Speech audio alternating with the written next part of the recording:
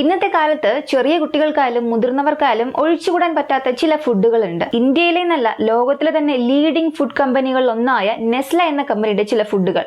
ഇപ്പോൾ കിറ്റ്കാറ്റ് ആയിക്കോട്ടെ, Maggi, Nescafé coffee, ഇതൊക്കെ നമുക്ക് ഡെയിലി കഴിക്കുന്ന ചില ഫുഡുകളാണ്. ഇത് കഴിക്കുന്നത് കൊണ്ട് നമുക്ക് ആരോഗ്യപരമായ എന്തെങ്കിലും ഗുണമുണ്ടോ?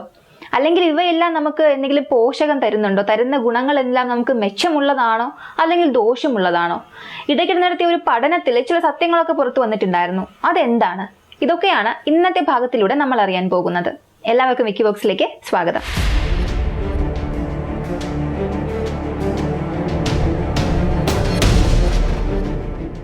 ഓസ്ട്രേലിയയിലെ ഹെൽത്ത് റിസർച്ച് റേറ്റിംഗ് സിസ്റ്റം അവർ ക്വാളിറ്റി അനുസരിച്ച്, ഫുഡിന്റെ ക്വാളിറ്റി അനുസരിച്ച് റേറ്റിംഗ് കൊടുക്കും. നെസ്ലയുടെ 84% ഫുഡ് പ്രോഡക്ട്സും അൺഹെൽത്തി ആയിട്ടുള്ള ഫുഡ് എന്നുള്ള റിപ്പോർട്ടാണ് അവർ പറയുന്നത്.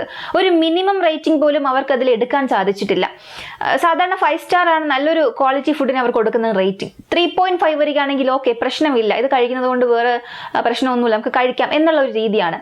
പക്ഷേ ഈ പറയുന്ന 84% ഫുഡ് ഐറ്റംസിനും 3.5 പോലും കിട്ടിയിട്ടില്ല എന്നുള്ളതാണ് അതിശയിപ്പിക്കുന്ന ഒരു കാര്യം. ഇപ്പോൾ നിങ്ങൾക്ക് ചിന്തിക്കാം, നെസ്ലയുമായിട്ട് കോമ്പറ്റീറ്റ് ചെയ്യുന്ന മറ്റേതെങ്കിലും കമ്പനികൾ ഇതിനെതിരെ പ്രവർത്തിച്ചിട്ടുണ്ടാകും, അല്ലെങ്കിൽ അവരുടെ കമ്പനി താഴ്ന്നു പോകാൻ ശ്രമിച്ച ഒരു കാര്യമായിരിക്കാം എന്നൊക്കെ മേ ബി ആരെങ്കിലും ചിന്തിച്ചിട്ടുണ്ടാകാം. പക്ഷെ അങ്ങനെയാണെങ്കിൽ തന്നെയും ഓക്കെ.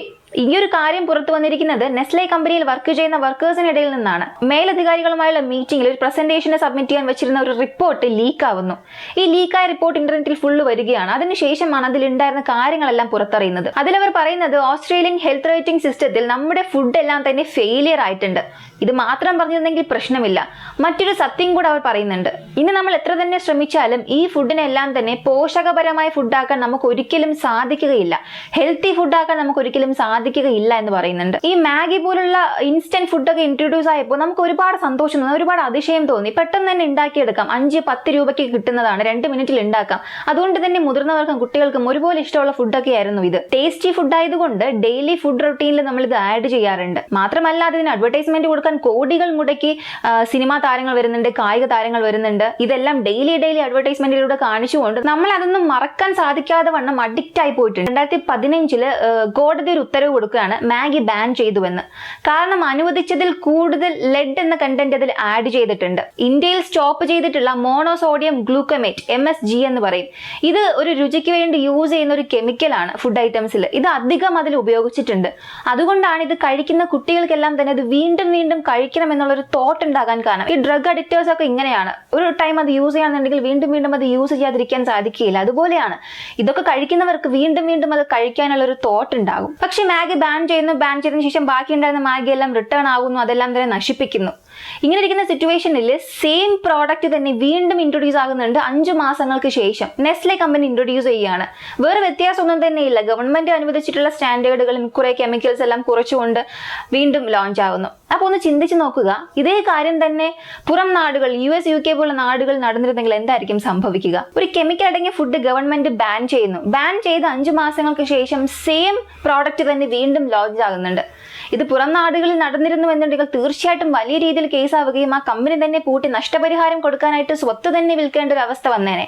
അങ്ങനെയാണെങ്കിൽ അങ്ങനെയുള്ള രാജ്യങ്ങൾക്ക്, ഡെവലപ്ഡ് കൺട്രീസിന് ഒരു ന്യായം അല്ലെങ്കിൽ ഒരു സ്റ്റാൻഡേർഡും നമ്മുടെ ഇന്ത്യ പോലുള്ള നാടുകൾക്ക് മറ്റൊരു സ്റ്റാൻഡേർഡുമാണോ? ശരി, നെസ്ലയുടെ ഈ ഒരു പ്രശ്നം പുറം ലോകം അറിഞ്ഞു. പുറം ലോകം അറിഞ്ഞതിന് ശേഷം കമ്പനിയോട് ഇതിനെക്കുറിച്ച് ചോദിക്കുമ്പോൾ അവർ പറയുന്നത്, ഫ്യൂച്ചറിൽ ഹെൽത്തി ആയിട്ടുള്ള ഫുഡ് ഞങ്ങൾ കൊടുക്കാൻ ശ്രമിക്കാം എന്ന് പറയുന്നുണ്ട്. ഫ്യൂച്ചറിൽ കൊടുക്കാം എന്നുണ്ടെങ്കിൽ കഴിഞ്ഞുപോയ കാലത്ത് കഴിച്ചവർ അല്ലെങ്കിൽ ഇപ്പോൾ കഴിച്ചുകൊണ്ടിരിക്കുന്നവർ, ഇവർക്കൊന്നും പോഷകം വേണ്ടേ? അല്ലെങ്കിൽ ഇവരൊന്നും മനുഷ്യരല്ലേ? അപ്പോ കുറ്റം പറയേണ്ടത് ഇവരെ മാത്രമല്ല, ശ്രദ്ധിക്കേണ്ടത് നമ്മൾ കൂടെയാണ്. കാരണം ഇത്രയേറെ അഡ്വർടൈസ്മെന്റ് കണ്ടുകൊണ്ട് നമ്മൾ ഈ ജങ്ക് ഫുഡൊക്കെ നമ്മൾ വാങ്ങി കഴിക്കുകയും നമ്മളുടെ മക്കൾക്ക് കൊടുക്കുകയും ചെയ്യുന്നുണ്ട്. ഒരു വിഷം വാങ്ങി കൊടുക്കുന്നതിന് തുല്യം തന്നെയാണിത്. നമുക്കിടയിൽ തന്നെ എത്രയോ ഹെൽത്തി ആയിട്ടുള്ള നല്ല ഫുഡുകളുണ്ട്, പക്ഷെ നമുക്കതൊന്നും ഒരു വിലയുമില്ല. പക്ഷെ നമ്മൾ കഴിക്കുന്നതെല്ലാം ഇങ്ങനെയുള്ള ഫുഡുകളാണ്. സോ നല്ല ഫുഡ് കഴിച്ച് നല്ല ആരോഗ്യം വളർത്തിയെടുക്കാം. ഒരുപക്ഷെ നമ്മൾ ഈ ജങ്ക് ഫുഡിന് പുറകെ പോകുമ്പോൾ നമുക്ക് പാരമ്പര്യമായി കിട്ടിയ ചില നല്ല ഫുഡിന്റെ ഒരു രീതികളുണ്ട്, പാരമ്പര്യ രീതികളുണ്ട് ഫുഡിന്റെ.